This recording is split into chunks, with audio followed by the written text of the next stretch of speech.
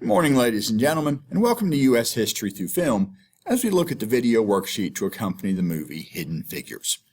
Number 4, we see that Mary can walk or ride in the back of the bus if she's not going to ride in the car. This refers, of course, to the fact that some southern bus systems were still segregated until just 5 years before the movie was beginning. All bus systems in the South were segregated. The most famous of these, of course, was the Montgomery, Alabama bus system, where white people sat in the front of the bus, black people sat in the back, and if the bus ever got full and another white person got on, the foremost black person had to give up his or her seat, a practice deliberately challenged by Rosa Parks on December 1st, 1955, when she sat near the middle of the bus, and when a white man got on the full bus and she was told to give up her seat, she refused. She was arrested for disturbing the peace, and the black community of Montgomery launched a one-day boycott of the Montgomery Bus System. One day, though, they decided wasn't enough, and so this was extended for months and months, eventually about 11 months. Martin Luther King Jr. first rose to prominence as he was elected to lead the boycott. In mid-1956, a federal district court ruled Montgomery, indeed all of Alabama's laws segregating the buses were unconstitutional, but Montgomery held out until November of 1956, when the U.S. Supreme Court upheld that lower court ruling, desegregating buses throughout Alabama. In some ways, the end to the Montgomery bus boycott was a relief to the city of Montgomery, as the Montgomery bus system, although it had white passengers too, primarily served black people, and losing the income from those black people as they walked to work or hitchhiked or carpooled, or in the case of black maids, sometimes ended up getting rides from their employers who didn't want to clean their own houses. This was simply cutting too deep into the bus system's pockets, and it was, again, something of a relief when it came to an end. Number 7 says that the Soviets can launch a dog or a mannequin into space. They can drop a nuclear warhead on Des Moines, or presumably anywhere else in the U.S. This is the idea of an ICBM, an intercontinental ballistic missile. And in saying they could launch a dog into space, they're referring to the stray dog Laika, the first living creature launched into space, launched November 1957. All the Soviets had no plans to return her to Earth. They included poisoned food in her space capsule, although it turns out she probably died of heat or stress on the way up. But that was not widely known at the time. And the Soviets did also launch a mannequin into space, known as Ivan Ivanovich, who went on many space missions and is today preserved in a museum in Russia. Number 8 says that Dorothy has applied to be supervisor since she's already doing the work of one. In fact, Dorothy had been an acting supervisor since 1949, so about 12 years at this point, making her, if we count her as a supervisor, as we should, the first black supervisor at the National Advisory Committee for Aeronautics, or NACA. When NACA was made part of NASA, Dorothy and most of her group were integrated with the other computers, black and white, male and female. By the time the movie is set, there were not separate male and female computer groups or separate black and white computer groups. Number 9 introduces Carl Zelinsky, who says we're living the impossible. He, like most of the white people in the movie, is a fictional character, but like some of them, is based on a real character. In his case, another Polish engineer, Kazimierz Czarnecki, known as Kaz, who was a mentor to Mary Jackson, although she actually began working for him all the way back in 1953, not 1961. Number 10, we see that not many computers working for Mr. Harrison last more than a few days. Al Harrison is a fictional character, as is the main engineer working for him, Paul Stafford, who's so annoying. Likewise, Mrs. Mitchell, the white woman in charge of all the female computers, is fictional. In part, These characters, particularly the supervisor Harrison, were created for the movie just to simplify what was really a very complex managerial structure in NASA, can simplify it for the sake of the movie. And of course Stafford and Mrs. Mitchell, too, are included to show many of the prejudices common at the time, even among people who did not necessarily think of themselves as prejudiced. Number 13, we see that Catherine has trouble finding a colored bathroom. And again, like many things in the movie, this is not entirely true for the time the movie is set. Again, NASA itself was entirely integrated, so there were not white and black bathrooms by 1961. Prior to that, in the 1950s, Catherine had just used the white bathrooms, even when she technically wasn't supposed to, and for a long time, nobody really complained. When somebody did finally complain, she just kept going to the white bathroom anyway, and nobody stopped her. There was a point when Mary Jackson had trouble finding a colored bathroom while working for NACA back in the 50s, but in other communities, many black people did still have to use separate bathrooms well into the 1960s. Number 15, where we see that Catherine's daughter Joylette gets to sleep by herself because she's oldest and does the chores. That may be true, but in fact, all three of Catherine's daughters were actually teenagers by the early 1960s, so a bit older than shown in the movie, and hopefully, although not necessarily, more mature. Number 16 is true. Mr. Goebel is with the Angels, having died of a brain tumor a few years before. Number 17, Catherine's children were hiding under their desks, which has a duck and cover drill, the desks being there to shield them from flying debris caused by a nuclear explosion. Number 18 says that change is coming. From the Southern Christian Leadership Conference to the Reverend Dr. King, to the students sitting in at lunch counters in North Carolina, to National Guardsmen like Jim Johnson. And this discusses several issues going on in the 1950s and 1960s. The Southern Christian Leadership Conference, or SCLC for short, was founded in 1957 by Martin Luther King Jr. and a number of other prominent black ministers, Ralph Abernathy, Fred Shuttlesworth, and quite a few others, with the goal of coordinating the civil rights movement through black churches, which were often the most important institutions in many black communities, and black ministers often the most respected and stable and well-educated members of many communities. 1960, students in Greensboro, North Carolina, began protesting the segregation of lunch counters, a type of restaurant often found in department stores and other places of business, by going in, sitting down, and insisting upon being served.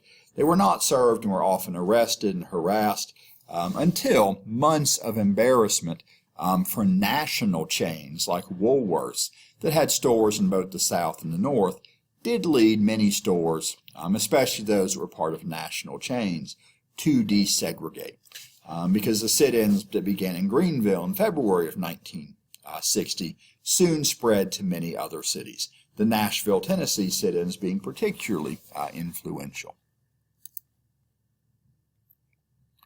Number 25, we see that advanced extension courses for engineering are available at Hampton High School, which is still segregated. And that's basically true. There were extension courses, and Hampton High School and pretty much all Virginia high schools and all public schools were still segregated at this point. Virginia largely ignoring the Brown v. Board of Education decision that had been supposed to desegregate schools throughout the country, as mentioned in number 26. That said, Mary Jackson was not taking her engineering classes in 1961. She'd already done that a couple years before, completing her training in 1958 and becoming NASA's first black female engineer at that time. Furthermore, although number 40 shows Mary Jackson going to court to attend school at Hampton High School. That is, again, not really true. She just asked the city government for an exception to the segregation policy, and it was granted. Number 26 does show Virginia acting like the case of Brown versus Board of Education never happened. And this was a case in 1955, but with roots dating back to 1951, when the parents of Linda Brown, a black third grader in Topeka, Kansas, complained that she was having to walk more than a mile to school, even though there was a school only 7 blocks away, but that was a white school and she was black. The Brown family took the issue to the school board and were ignored. Soon the NAACP came to their aid and the issue went to trial. In 1954, NAACP's chief counsel, Thurgood Marshall, argued the case before the Supreme Court. In fact, he himself would later serve on the Supreme Court, becoming the first black man to do so, appointed in the late 1960s by Lyndon Johnson.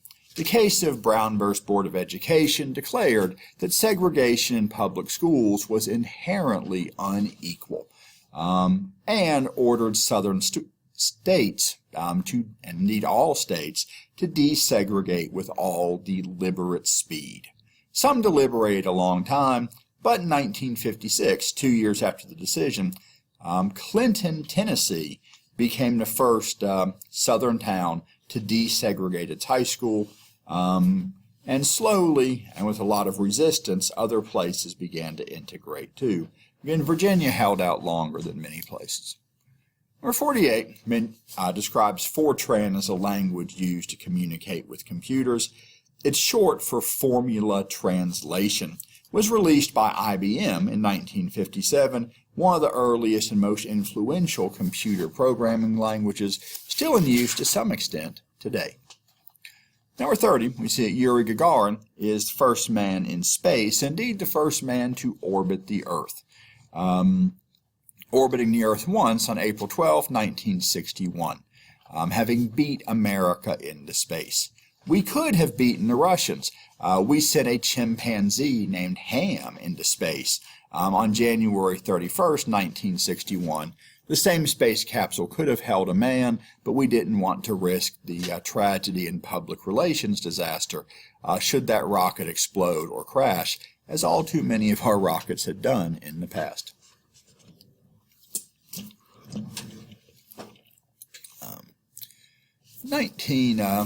Number 35, in which Mr. Harrison tears down the sign for the colored bathroom, is not true. As I've already mentioned, NASA was fully integrated by this point, and had been since its founding. And when there were separate bathrooms, Catherine had always just used the white ones, which were most convenient. This scene's added for drama. Indeed, some people have complained that it's giving the agency for integrating the bathrooms to the white guy, and not to Catherine, who had actually done so on her own initiative long before. Number 36 tells us that on May 5th, 1961, Alan Shepard was launched into space in the Freedom 7 capsule. And this is true, although only barely.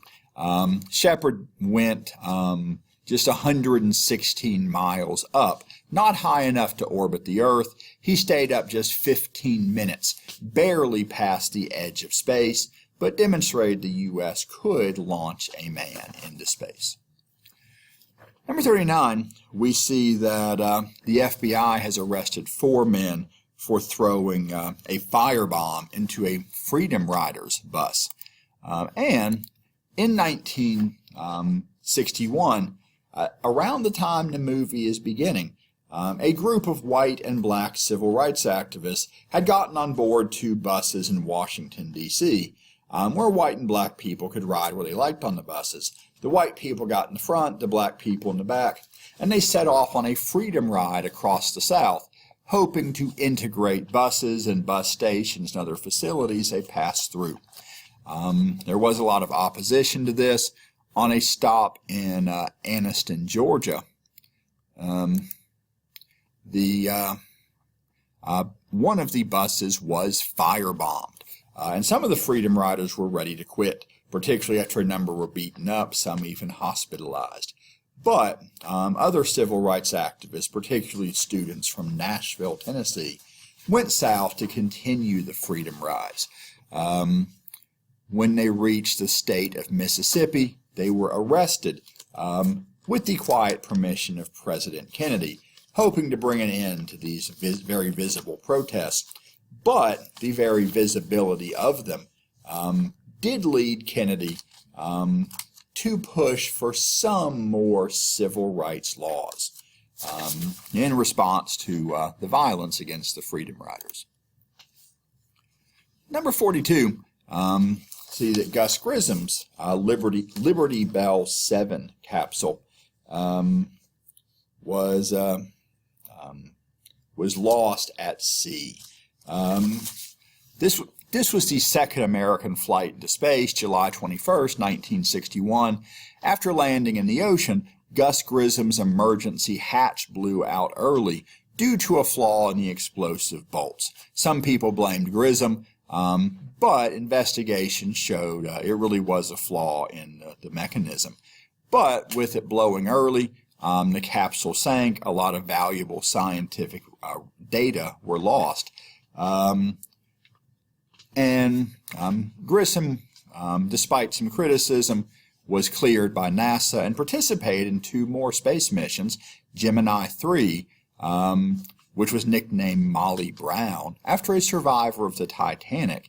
She herself had been called the unsinkable Molly Brown. And I guess Gus Grissom hoped his next capsule would be unsinkable. Gus Grissom was also a participant in the Apollo 1 mission, January 27, 1967, when he and 2 other astronauts died on the launch pad when a fire broke out in their space capsule. And they couldn't escape in time because NASA had chosen not to use explosive bolts in the escape hatch following the accident in Gus Grissom's first flight in 1961. 1951, when Catherine gets home, Jim Johnson gives her his mother's wedding ring. And this is true, although, like many things, a couple years too late in the movie. Catherine and Jim had gotten married back in 1959. Number 55 is true. John Glenn feels like the machine is flying him, and in many ways that was true.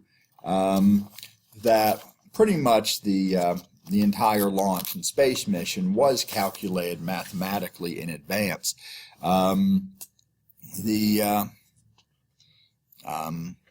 astronaut did have some ability to control the space capsule a little bit. Again, pretty much everything was handled remotely. And so he wanted Catherine to verify the numbers before he went up, as those numbers would really govern most of the space flight. And even once they had serious problems, as seen in number 61, number 62, where his heat shield came loose, but they hoped that the retro package straps might hold it in place, were issues that were mainly dealt with by people on the ground, and there wasn't much John Glenn could do. Number 58 mentions Cape Canaveral, Florida, which is where many of our spacecraft are launched from. After John F. Kennedy was assassinated, Cape Canaveral was renamed Cape Kennedy for a while. All the original name, Cape Canaveral, is now back in use. Number 60 is a pretty big deal, where Dorothy is addressed as Mrs. Vaughn. African Americans prior to this were almost always referred to by their first name, not by Mr. or Mrs. I once even, at least not typically in the South, but often not elsewhere. I once read a letter to the editor of Time magazine from the 1920s, I believe. Time magazine had referred to a black man as Mr., and a Southerner was writing in to complain and say Time would lose Southern subscribers as a result. But black men were usually referred to as boy, whatever their age, black women as girl.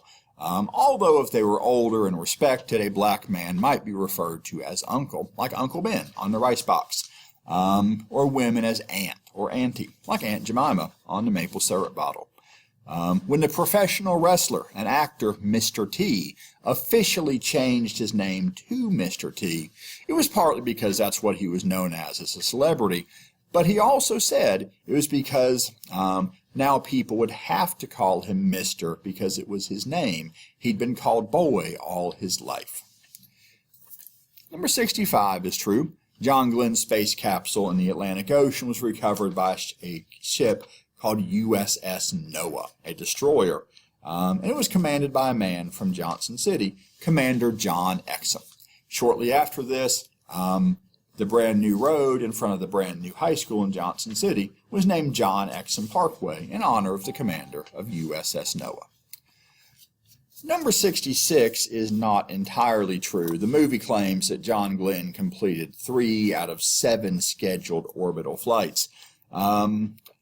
And while John Glenn did become the first American to orbit the Earth by circling the Earth 3 times, the fact was they had always meant him to complete only 3 orbits. They believed they had the capacity to send him higher, high enough into space that he could have done 7 orbits, but they didn't end up doing that. 3 orbits was the actual plan for his mission. And of course, number 67 is true. NASA did send 2 men to the moon in the year 1969. The Apollo 11 mission landing on the moon, July 20th, 1969, Neil Armstrong walking on the moon the next day, saying that's one small step for a man, one giant leap for mankind. And over the next 3.5 years, a total of 12 Americans would walk on the moon over the course of 6 lunar missions. And no Russian ever went. Only Americans have been on the moon. At last we beat the Russians at something in the space race. And number 68, number 69, number 70 are all true. Mary Jackson became America's first black engineer. Dorothy Vaughan was NASA's first black supervisor. And Katherine Johnson performed calculations for the Apollo 11 mission and for the space shuttle.